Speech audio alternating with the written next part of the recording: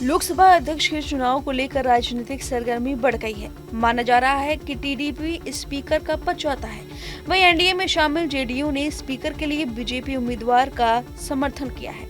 उद्धव ठाकरे वाली शिवसेना के नेता संजय राउत ने टीडीपी को स्पीकर पद के लिए समर्थन देने की बात भी कही है। संजय राउत ने कहा है कि टीडीपी अपनी पार्टी के नेता को लोकसभा अध्यक्ष बनाना चाहती है और अगर उसकी बात एनडीए में नहीं बन पाती है तो विपक्ष यानी एनडी गठबंधन उनका साथ देने को तैयार है। राउत ने कहा है कि लोकसभा अध्यक्ष पद की लड़ाई महत्वपूर्ण है क्योंकि इस बार स्थिति 2014 और 2019 जैसी नहीं है और सरकार स्थिर भी नहीं है। देखिए, ये लड़ाई जो है लोकसभा स्पीकर की लड़ाई बहुत महत्वपूर्ण लड़ाई है। अब 2019 और 2014 वाली स्थिति संसद में नहीं है।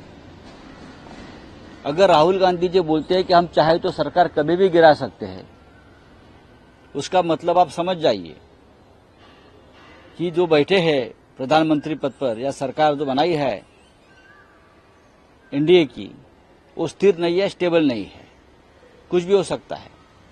अगर हमने सुना है कि चंद्रबाबू नायडू जी ने लोकसभा का स्पीकर पद मांगा है, जो उनसे डील हुआ है। ये ठीक बात है चंद्रबाबू जी की। अगर लोकसभा स्पीकर पद पर एनडीए का कोई व्यक्ति नहीं बैठा तो सबसे पहले नरेंद्र मोदी और अमित शाह तेलुगु देशम पार्टी को तोड़ देंगे और ये काम शुरू कर दिया है। जनता दल यूनाइटेड नीतीश कुमार की पार्टी तोड़ देंगे, चिराग पासवान की पार्टी तोड़ देंगे, जयंत चौधरी की पार्टी तोड़ देंगे। उनका काम ये है, जिसका नमक खाते हैं उनको खत्म करते हैं, जिनके साथ खाने में बैठते हैं उधर ही छेद करते हैं। ऐसे लोग हैं बीजेपी के, हमारा अनुभव है। तो ये अगर चंद्रबाबू नायडू जी ने लोकसभा स्पीकर पद मांगा है और उनको अगर मिलता है तो हम उनका स्वागत करेंगे जरूर। लेकिन स्थिति बदल गई है। अगर हम चाहे तो हमारा बहुमत हम लोकसभा में दिखा सकते हैं। अगर चंद्रबाबू को ये पद नहीं मिला और चंद्रबाबू अपना उम्मीदवार खड़ा करते हैं तो हम पूरे इंडिया अलायंस में बातचीत करेंगे सब मिलकर, और हम ये कोशिश करेंगे कि पूरा इंडिया अलायंस चंद्रबाबू के उम्मीदवार के पीछे खड़ा रहे। वहीं संजय राउत के बयान पर पलटवार करते हुए जेडीयू प्रवक्ता केसी त्यागी ने कहा, स्पीकर का पद सदन का सबसे मर्यादित पद होता है। उस पद के लिए पहला हक सत्तारूढ़ पार्टी का होता है। इंडिया गठबंधन की मांग और उनके बयान आपत्तिजनक है।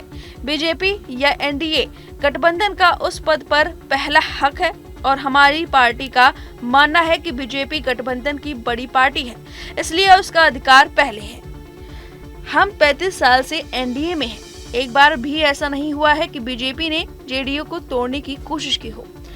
महाराष्ट्र से भी टीडीपी के समर्थन की बात सामने आई है।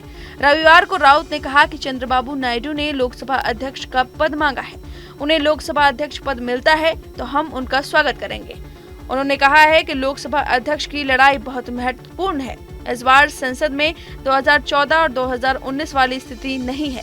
एनडीए सरकार स्थिर नहीं है और कुछ भी हो सकता है।